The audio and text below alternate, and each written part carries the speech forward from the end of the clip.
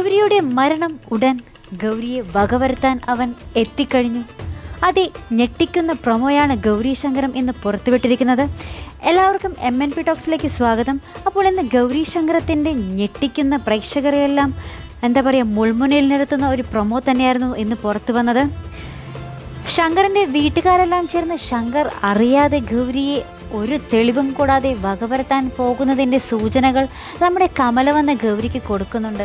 ഇതൊക്കെ കേട്ട് ഗൗരി പകച്ചു നിൽക്കുന്നുണ്ടെങ്കിലും ഗൗരിക്കൊന്നും ചെയ്യാൻ ആകുന്നില്ല താനും. പക്ഷേ നമ്മുടെ കമലയുടെ അവസ്ഥ വളരെ പരിതാപകരമാണെന്ന് തന്നെ വേണമെങ്കിൽ പറയാം. കാരണം ശങ്കറിൻ്റെ അമ്മയും ചേട്ടനുമൊക്കെ കൂടി ഒരു ഗർഭിണിയാണെന്ന പരിഗണന പോലും അവർക്ക് നൽകാതെ ശങ്കറിൻ്റെ ചേട്ടൻ അവരെ ഒത്തിരി ഉപദ്രവിക്കുന്നത് നമ്മുടെ പ്രൊമോയിൽ കാണിക്കുന്നുണ്ട്.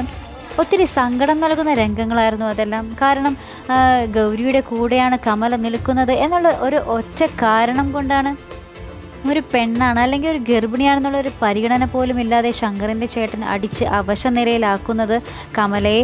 അപ്പോൾ അതിന് ശേഷം ഗൗരി വരുന്നുണ്ടെങ്കിലും ആ ഒരു വല്ലാത്തൊരു അവസ്ഥയിലായിരുന്നു കമല ആ സമയത്ത് ഉണ്ടായിരുന്നത്. ഗൗരിക്ക് പക്ഷേ ഒന്നും ചെയ്യാനാകാതെ കമലയെ ആശ്വസിപ്പിക്കാൻ മാത്രമേ കഴിയുന്നുണ്ടായിരുന്നുള്ളൂ. ആ ഒരു എന്താ പറയുക ആ ഒരു ശങ്കറിൻ്റെ ചേട്ടൻ്റെ ആ ഒരു അറ്റാക്കിൽ നിന്നും ഗൗരിക്ക് കമലയെ രക്ഷപ്പെടുത്താനൊന്നും ആകുന്നുണ്ടായിരുന്നില്ല. എന്തായാലും പോകെ ഗൗരി ശങ്കരം മൂർച്ചയേറിയ കഥാസന്ദർഭങ്ങളുമായി മുന്നോട്ട് വരികയാണ്.